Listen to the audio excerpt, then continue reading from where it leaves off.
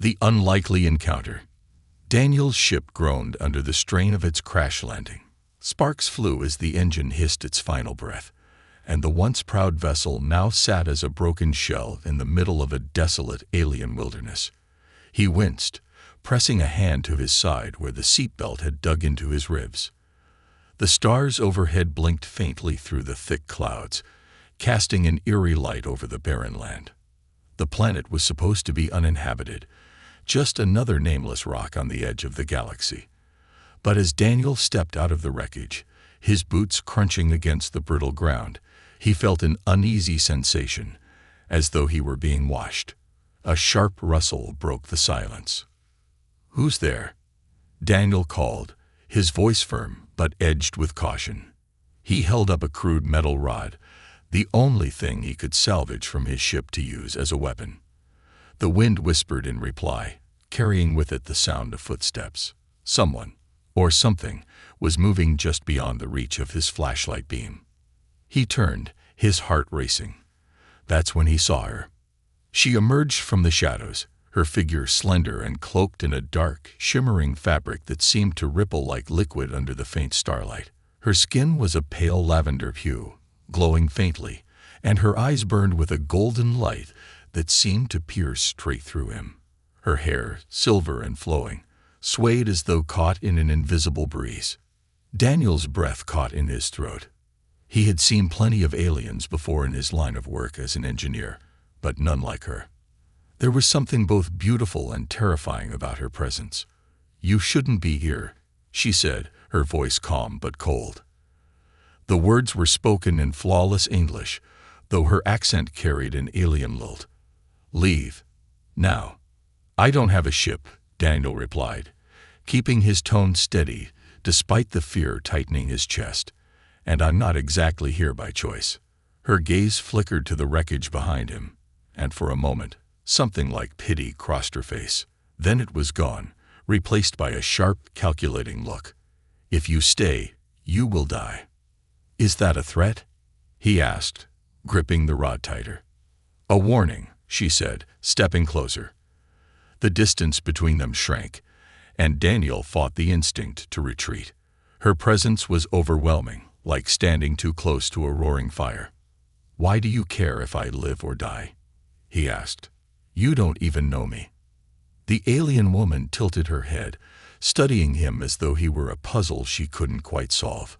"You don't belong here. This planet is restricted." Daniel frowned. Restricted by who? Her lips pressed into a thin line. "You ask too many questions, human. Turn around and leave while you still can." Daniel didn't move. "I already told you. I don't have a ship. Unless you've got one lying around. I'm stuck here." For a moment, she looked as though she might argue. Then, to his surprise, she sighed, the tension in her shoulders easing slightly. "Follow me," she said, her voice softer now, though it still carried an edge of authority. "Why should I trust you?" Daniel asked, not budging. "You shouldn't," she replied simply. "But if you want to survive the night, you don't have much of a choice." Her words sent a chill down his spine, but Daniel knew she was right. He glanced back at his ruined ship, its hull still smoldering. Whatever supplies he could salvage wouldn't be enough to last more than a day or two in this hostile environment. If she meant to harm him, she could have done so already. Reluctantly, he lowered the metal rod. "Fine," he said. "Lead the way." She didn't wait for him to catch up, her movements swift and deliberate as she disappeared into the shadows. Daniel hurried after her, his mind racing with questions. Who was she? Why was she here? And what did she mean by restricted? As they walked, the landscape grew stranger. Jagged rocks jutted out of the ground at odd angles, their surfaces smooth and reflective like glass. Strange, bioluminescent plants glowed faintly in the darkness, casting ghostly light over their surroundings. The air itself seemed heavier, charged with an unearthly energy that made the hairs on Daniel's arms stand on end. After what felt like hours, she finally stopped. They had reached a small cave, its entrance hidden behind a curtain of hanging vines. She pushed them aside, and gestured for him to enter. "In here," she said. Daniel hesitated, his instincts screaming at him to stay outside. "What's in there?" "Shelter," she replied. "And answers, if you're lucky." Her cryptic response only deepened his suspicion, but he knew he couldn't survive out in the open for long. Steeling himself, he stepped into the cave, the alien woman following close behind. The air inside was cooler, the sound of dripping water echoing softly in the darkness. As Daniel's eyes adjusted, he realized the walls were lined with strange symbols that glowed faintly, pulsing like a heartbeat. He turned to ask her what they meant, but she was already watching him, her golden eyes intense. "You shouldn't trust me, human," she said quietly, her voice almost a whisper. "But if you want to live, you'll have to." Before Daniel could respond, the ground beneath them trembled, a distant roar echoing through the cave. Whatever was out there, it was getting closer, and it was hunting them. The cryptic warning. The tremor subsided, leaving an eerie silence in its wake. Daniel braced himself against the cold, damp wall of the cave, his heart pounding like a drum. The alien woman, Zira, as she had briefly introduced herself, stood near the entrance, her glowing eyes scanning the darkness beyond. Her posture was rigid, her expression unreadable. "What was that?" Daniel finally asked, his voice breaking the uneasy stillness. Zira didn't turn to face him. "A patrol." "Patrol," Daniel repeated, his confusion deepening. "You mean someone's looking for us? Why?" Zira sighed, as if weighing whether or not to answer. "Not someone. Something. Machines programmed to eliminate anything that doesn't belong on this planet, including you." Daniel's stomach tightened. "And you're not worried they'll come after you?" For the first time, Zira's calm demeanor faltered. She glanced at him, her golden eyes narrowing. "I told you, human, this planet is restricted. No one is allowed here without permission, not even me. If they find us, we're both dead." Her words hung heavy in the air. Daniel leaned against the wall, trying to process what she had said. Nothing about this situation made sense. Why was she here if the planet was off limits? And why had she chosen to warn him instead of leaving him to fend for himself? "You're not telling me everything," Daniel said, his tone firmer now. "Why are you here, Zira? What's really going on?" Zira's jaw tightened. For a moment, Daniel thought she might ignore him, but then she stepped closer, her movements deliberate and slow. "You're right," she said softly. "I'm not telling you everything, but you're better off not knowing." Daniel shook his head. "That's not good enough. You saved my life back there, and now you're telling me I'm still in danger. I think I deserve to know why." Her eyes searched his, and for a brief moment, Daniel thought he saw something human in her expression. Hesitation, maybe even guilt. Then she turned away, pacing to the far side of the cave. "You wouldn't understand," she muttered. "Try me," Daniel pressed. "I've seen a lot of strange things in my time, Zira. Whatever you're hiding, it can't be worse than what I'm already imagining." Zira stopped pacing. She took a deep breath, her shoulders rising and falling, as if she were steeling herself for what she was about to say. When she finally spoke, her voice was low and measured. "I'm here on a mission," she began. "An important one. My people sent me to this planet to neutralize threats." Daniel frowned. "What kind of threats?" Zira hesitated, then met his gaze. "Your kind." The words hit Daniel like a punch to the gut. He stared at her, struggling to form a response. "You're here to kill humans?" he asked, his voice barely above a whisper. "That was the plan," Zira said, her tone devoid of emotion. "But plans change." Daniel's grip on the metal rod tightened. He took a step back, his instincts screaming at him to put as much distance between himself and Zira as possible. "So why haven't you killed me?" he demanded. "If that's your mission, why am I still alive?"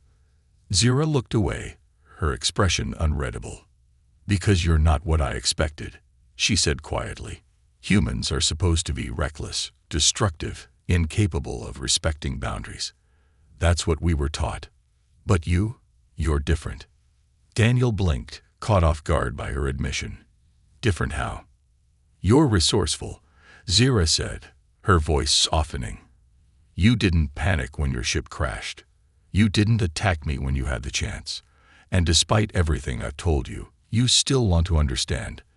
That's not what I expected from a human. Her words stirred something in Daniel. A mix of confusion, anger, and a faint, reluctant sense of pride. So what now? He asked. Are you going to spare me because I don't fit your expectations? Zira didn't answer right away. Instead, she walked to the cave entrance and peered into the darkness. There's a facility not far from here, she said, changing the subject. It's where the patrols are coming from. If we want to survive, we need to disable it. Daniel stared at her, unsure whether to trust her sudden shift in focus. He asked skeptically. You don't have much of a choice, Zira said, turning back to him. The patrols will track your heat signature eventually. If we don't act fast, they'll find us. Daniel hesitated, his mind racing. Every instinct told him to stay as far away from Zira as possible, but the logical part of him knew she was right. He couldn't survive on this planet alone, and if she really was willing to help him, he had to take the chance. Fine, he said reluctantly, but I'm not doing this for you. I'm doing it because I don't want to die. Zira smirked, though there was no humor in it. Fair enough, she said, but if we're going to make it out of here alive, you'll have to trust me. At least a little. Daniel didn't respond. Instead, he adjusted his grip on the metal rod and followed Zira as she led him deeper into the cave, her glowing eyes lighting the way. For now, he had no choice but to trust her, but he couldn't shake the feeling that the worst was yet to come. A bond formed under threat. The cave seemed to stretch on forever, the faint glow of alien symbols on the walls their only source of light. Daniel followed Zira in silence, his mind racing with questions he didn't dare ask. Every step echoed in the quiet, each sound a reminder that they weren't safe. The patrols could be closing in, and the tension between them hung heavy in the stale air. After what felt like hours, the cave opened into a wide chamber. The ceiling arched high above, dotted with glowing crystals that bathed the room in a soft, ethereal light. Daniel paused, glancing around in awe. The chamber was unlike anything he'd ever seen, its walls covered in intricate carvings that seemed to tell a story he couldn't decipher. This place is ancient, he said, his voice barely above a whisper. It's older than your civilization, Zira replied, her tone distant. She moved with purpose, examining the carvings as though searching for something specific. My people discovered it centuries ago. We've been studying it ever since. Daniel frowned. Studying it? For what? Zira hesitated, her fingers brushing over one of the carvings. For answers, she said finally. This planet holds secrets that could change the balance of power in the galaxy. That's why it's restricted. That's why no one can be allowed to interfere. Daniel crossed his arms, his skepticism growing. And yet here you are, interfering. Zira turned to face him, her golden eyes sharp. I'm not like the others, she said. I don't blindly follow orders.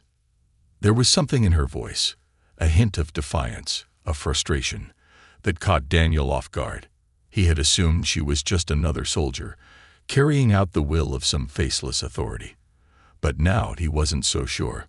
Before he could press her further, a low rumble shook the chamber. Dust fell from the ceiling, and the glowing crystals flickered. Zira's head snapped up, her expression tense. They're here, she said. We need to move. Daniel didn't need to be told twice. He followed her as she led him to a narrow passage on the far side of the chamber. The walls were closer here, the air thicker, and the sound of their footsteps seemed louder than ever. Every few seconds, Zira glanced over her shoulder, her movements quick and precise. It was clear she was used to this kind of pressure. They emerged into another open area, this one filled with strange, pulsating machinery that hummed with energy. The machines were massive, their surfaces covered in the same alien symbols that adorned the cave walls. Daniel stared at them, his curiosity momentarily overriding his fear. "What is this place?" he asked. "A power hub," Zira replied. "It controls the patrols and the monitoring systems. If we disable it, we'll have a better chance of avoiding detection." Daniel raised an eyebrow. "Disable it? How are we supposed to do that?" Zira didn't answer. Instead, she approached one of the machines and began inspecting it. Her movements were quick and precise, her hands gliding over the controls with practiced ease.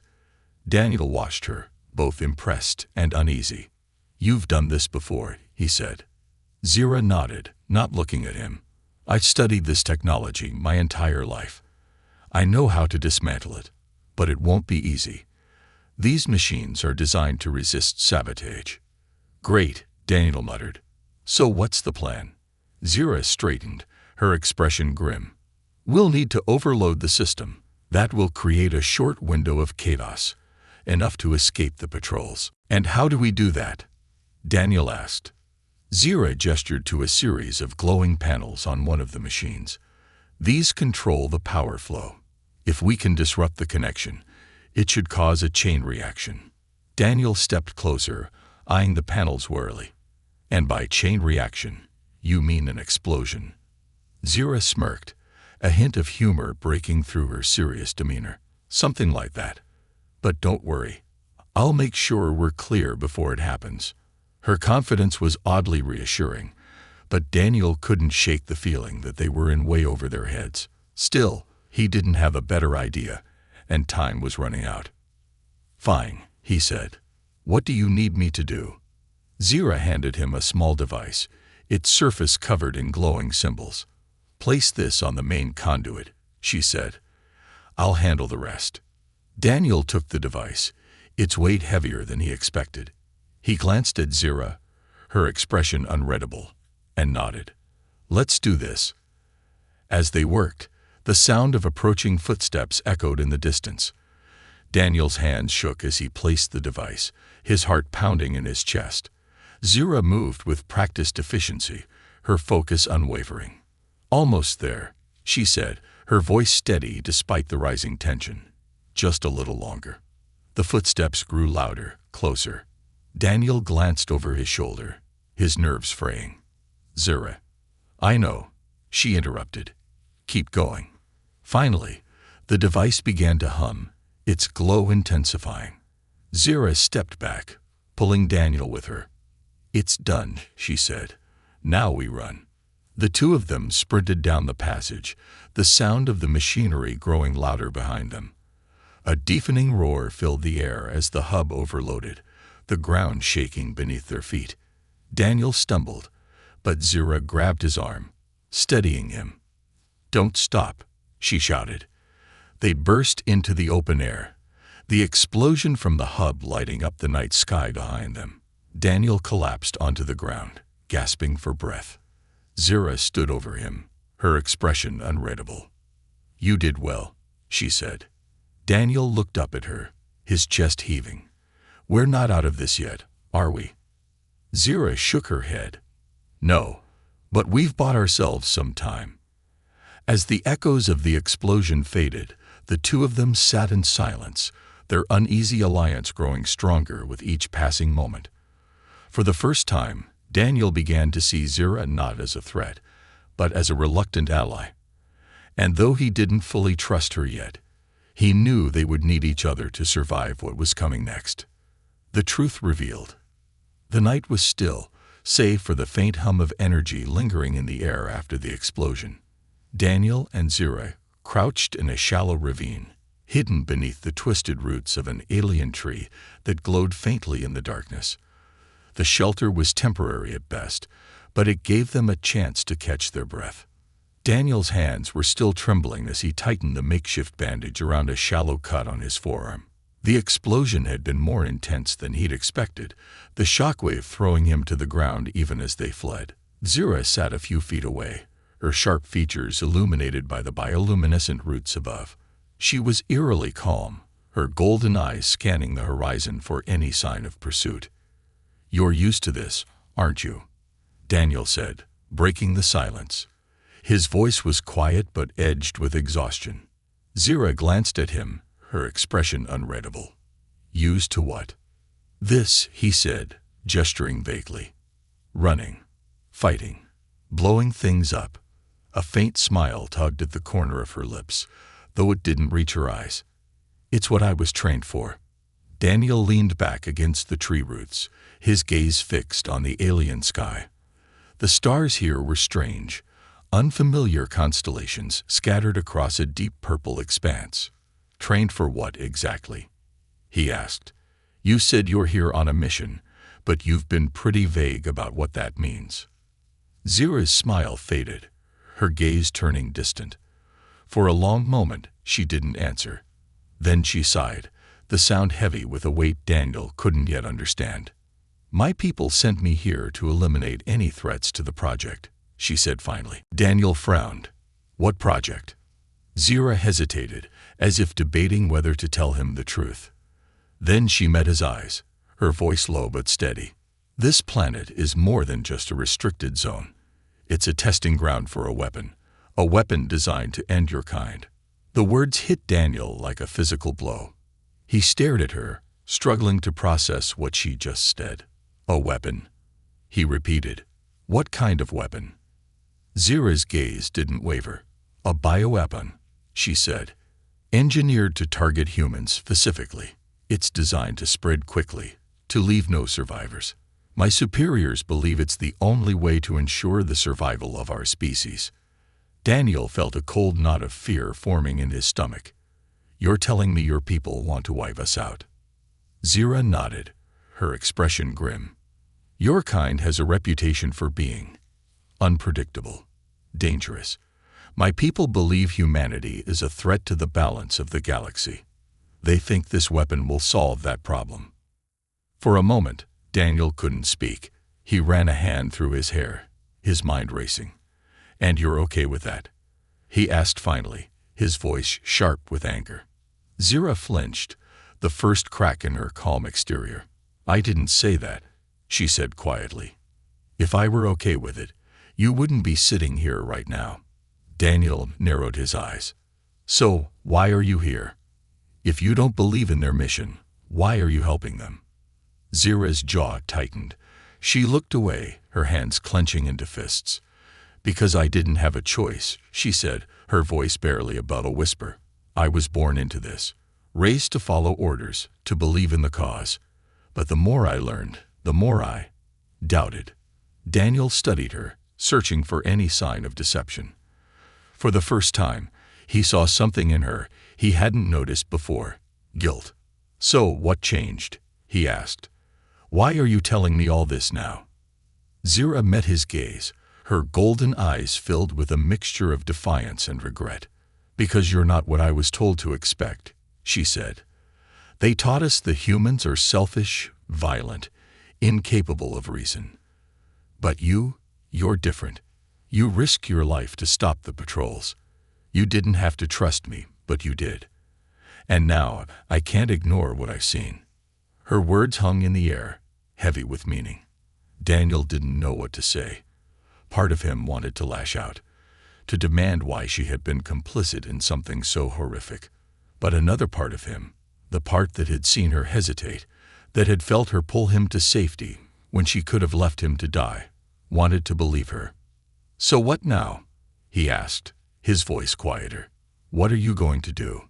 Zira took a deep breath, her shoulders straightening. "The facility is still operational," she said. "The weapon hasn't been deployed yet, but it's only a matter of time. If we can destroy it, we might be able to stop this before it's too late." Daniel raised an eyebrow. "We?"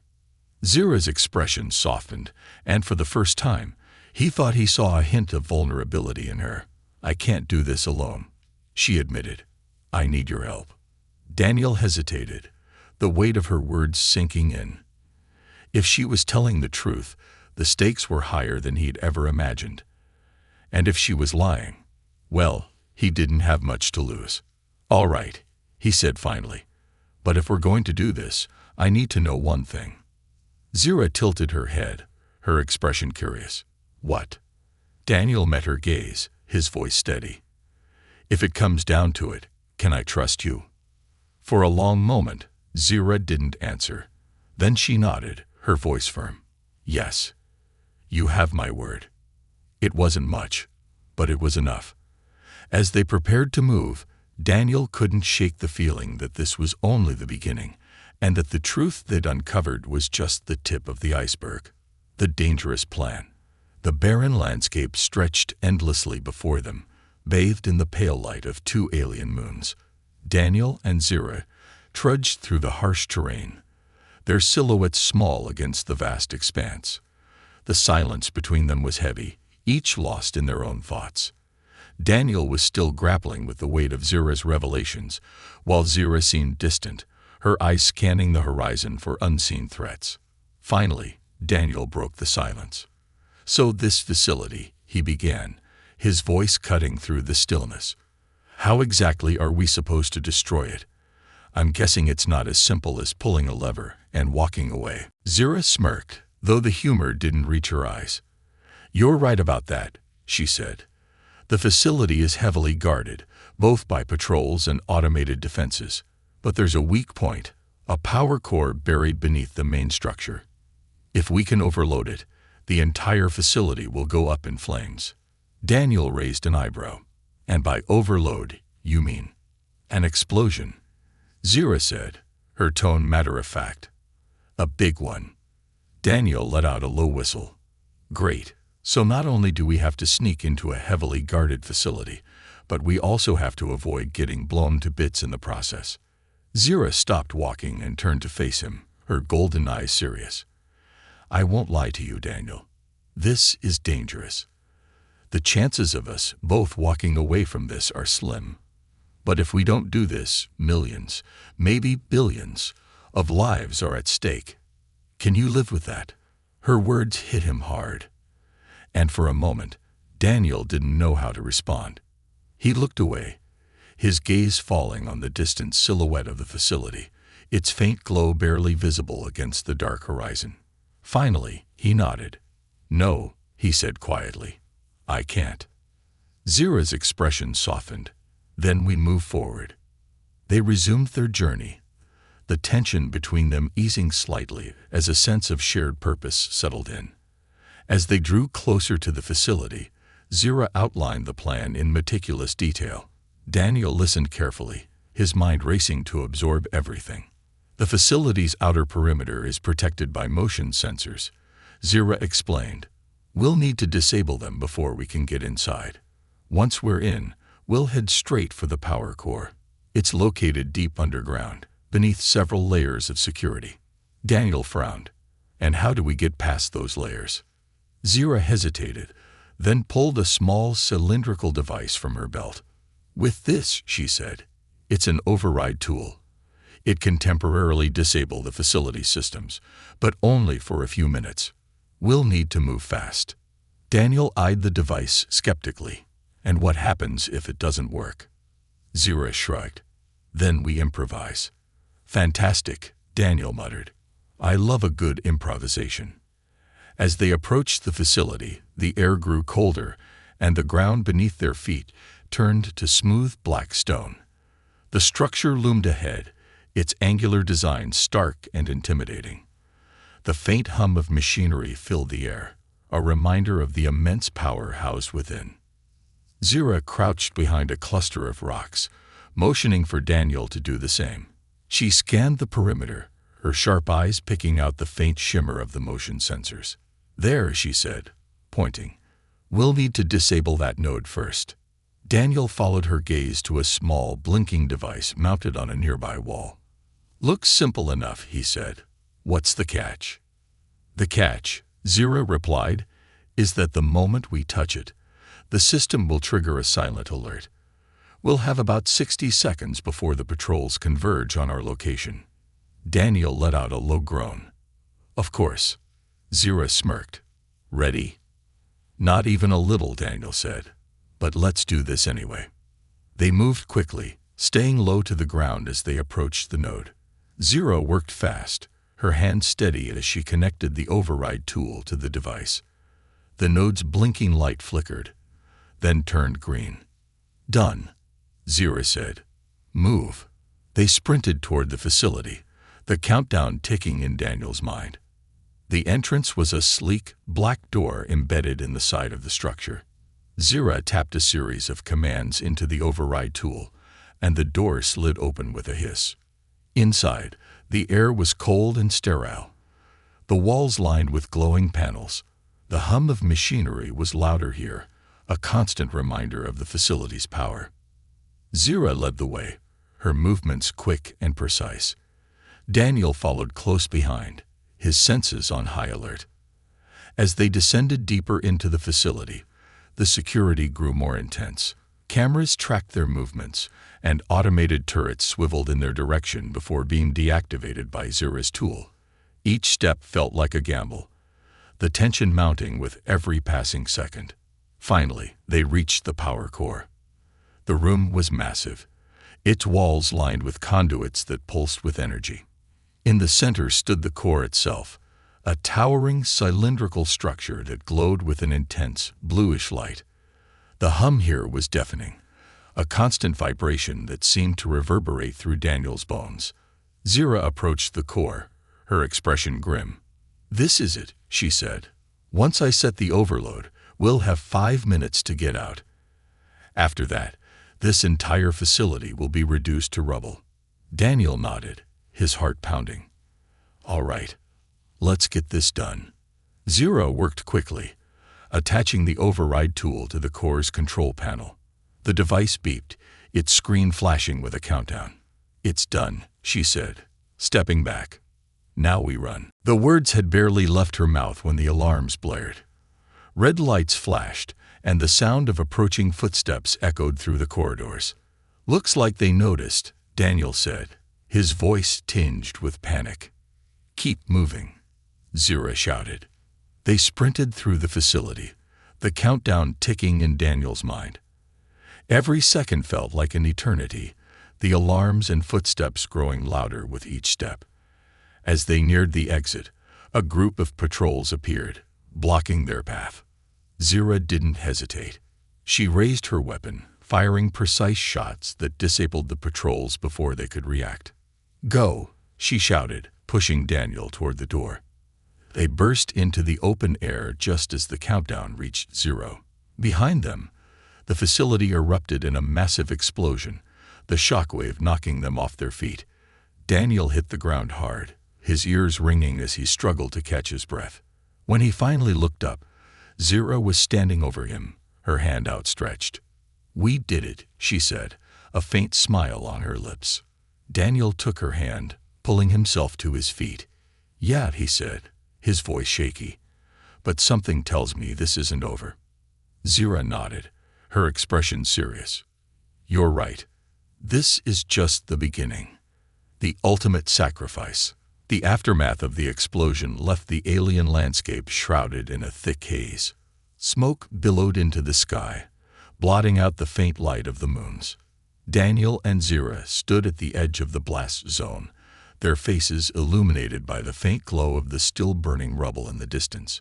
The ground beneath them trembled, a reminder of the power they had unleashed. For a moment, neither of them spoke. Daniel's chest heaved as he caught his breath, the adrenaline still coursing through his veins. Zira, standing tall despite the chaos, stared at the destruction with a mixture of relief and apprehension. "It's done," Daniel said, his voice breaking the silence. "We actually did it." Zira nodded, but her expression remained tense. "Not quite," she said. "The explosion was only the beginning. The fail-safe systems will activate soon, and reinforcements will be on their way. They won't let this go unanswered." Daniel frowned. "What kind of reinforcements?" "Drones," Zira replied. "Heavily armed, programmed to eliminate anything that moves. They'll target us first." Daniel cursed under his breath. "So what do we do? Hide? Fight?" Zira hesitated, her gaze distant. There's a secondary control hub, she said. It's smaller, less guarded, but it's connected to the main network. If we can reach it, we can shut down the reinforcements. Daniel narrowed his eyes. And why do I feel like there's a catch? Zira turned to him, her golden eyes filled with an emotion he couldn't quite place. Because the hub is on the far side of the valley, she said. It'll take time to reach, and we won't have the element of surprise. If we're going to make it, we'll need to move fast. Daniel studied her, sensing that she wasn't telling him the whole truth. And then what? He asked. What happens after we shut it down? Zira hesitated, then looked away. I'll explain when we get there, she said. Not good enough, Daniel said, stepping closer. If you want me to risk my life again, I need to know what I'm walking into. No more half-truths, Zira. She sighed, her shoulders slumping slightly. The hub has an override system, she admitted. It can disable the drones and erase the tracking data they're using to hunt us. But it's protected by a biometric lock, one that's keyed to someone with my clearance. Daniel's stomach sank. And by protected, you mean? If I activate the override, Zira said quietly, it will trigger a security response. The system will treat me as a traitor and terminate me on the spot. Her words hit him like a punch to the gut. Terminate you, he repeated, his voice rising. You're saying this plan will kill you? Zira nodded, her expression calm but resolute. It's the only way. No, Daniel said, shaking his head. There has to be another option. We can find another way. There isn't, Zira said firmly. This system was designed to prevent sabotage. Only someone with my clearance can access it, and once it's activated, there's no going back. Daniel stared at her, his mind racing. He thought back to everything they'd been through, the patrols, the facility, the explosion. Every step of the way, Zira had been by his side, risking everything to stop the weapon. And now she was prepared to sacrifice herself to finish the job. I won't let you do this, he said finally. We'll figure something else out.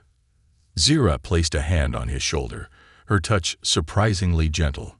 Daniel, she said softly, you've already done more than I could have asked for. But this is my responsibility. My people created this weapon, and I helped them. This is my chance to make things right. But, Daniel began, but Zira cut him off. There's no time to argue, she said. The drones will be here soon. We need to move. Reluctantly, Daniel followed her as she led the way toward the valley. The terrain was rough, the ground littered with jagged rocks and debris from the explosion. Every step felt heavier than the last, the weight of Zira's decision pressing down on him. When they finally reached the control hub, it was nestled into the side of a rocky outcrop, almost invisible against the dark landscape. Zira approached the entrance, her movements precise and deliberate. Daniel stayed close, his heart pounding as he watched her work. Inside, the hub was small and dimly lit, the walls lined with monitors displaying streams of alien data. In the center of the room was the override terminal, its surface glowing faintly. Zira walked up to it, her expression unreadable. This is it, she said, turning to face Daniel. Once I activate the override, the drones will shut down, and the tracking data will be erased. But the system will lock me out, and then terminate me. Daniel clenched his fists. There has to be a way to disable the failsafe. There isn't, Zira said. I've checked. This is the only way. He took a step closer, desperation in his voice. Zira, you don't have to do this. She smiled faintly, a sad but determined expression on her face. Yes, I do, she said. This is my choice, Daniel, and it's one I'm willing to make. Before he could protest further, Zira placed her hand on the terminal. The override sequence began, the monitors lighting up with warning messages. The hum of the system grew louder, the air charged with energy. Zira turned to Daniel one last time. You need to go, she said. Now. I'm not leaving you, he said, his voice breaking. You have to, She insisted. "If you stay, you'll die too. Please, Daniel. Go." Tears stung his eyes as he took a step back. "I'll never forget this," he said. "I'll never forget you." Zira's smile widened, a glimmer of warmth in her eyes. "Goodbye, Daniel." As the system activated, Daniel turned and ran, his heart shattering with every step. Behind him, the hub glowed brightly, the failsafe engaging. A loud hum filled the air, followed by a deafening silence. Zira was gone. Daniel stumbled out into the open, the weight of her sacrifice pressing down on him.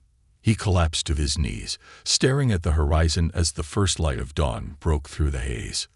The world was quiet now, the danger gone, but at an unimaginable cost. A hopeful twist. Weeks had passed since the explosion and Zira's sacrifice. Earth's atmosphere was heavy with the fallout of what Daniel had revealed upon his return. The galactic councils were in turmoil over the bioweapon. The remnants of Zira's people's plans, now a chilling warning of how fragile peace could be. Yet for Daniel, the world had shrunk to a single aching question. Was Zira truly gone? Every night, he found himself staring at the stars from the window of his small apartment. The city lights below seemed dim compared to the vibrant glow of the galaxies he had traveled. The scars on his body were healing, but the wounds in his heart felt raw, unrelenting. His mind replayed their final moments together, over and over. Her face, illuminated by the faint glow of the override terminal, the determination in her voice, a haunting finality of her goodbye. It felt impossible that someone so alive, so determined, could simply vanish. Then, one quiet evening, something happened. Daniel's communicator, an outdated device he kept more out of habit than necessity, beeped. He nearly ignored it, assuming it was another routine council message or maintenance alert. But something about the sound was different, a tone he hadn't heard before. Sharp, purposeful. He picked up the device and stared at the screen. At first, it displayed nothing but static. Then, slowly, a string of symbols appeared, glowing faintly in an alien script he recognized all too well. It was Zira's language. His heart raced as he watched the symbols flicker and reform, arranging themselves into a simple, unmistakable message. "I'm still here." Daniel's breath caught. His fingers hovered over the communicator, shaking as he tried to process what he was seeing. It had to be a mistake, a cruel joke. But as he stared at the message, the certainty grew within him. Zira had sent this. He quickly typed a reply, his hands trembling. "Zira, is it really you?" The response came almost instantly, the symbols reforming into another message. "Not safe. Can't say much. Follow the signal." A signal. Daniel's eyes widened as the communicator beeped again, this time displaying a set of coordinates. They pointed to a location deep in the outer rim, a desolate sector of space he had never ventured into before. Without hesitation, Daniel sprang into action. He grabbed his gear, barely taking time to pack before racing to the nearest spaceport. His ship was old, battered from years of service, but it was still functional. It would have to do. As he powered up the engines and plotted the coordinates, he couldn't shake the mix of emotions swirling within him. Hope, fear, disbelief. If Zira was alive, how had she survived? And why was she hiding? The journey to the outer rim was grueling. The sector was notorious for its dangerous asteroid fields and unpredictable energy storms, but Daniel pressed on, driven by a singular purpose. The closer he got, the stronger the signal became, guiding him like a beacon through the darkness. Finally, after days of navigating treacherous terrain, he reached the source of the signal. It was an abandoned space station, its structure battered and covered in layers of cosmic dust.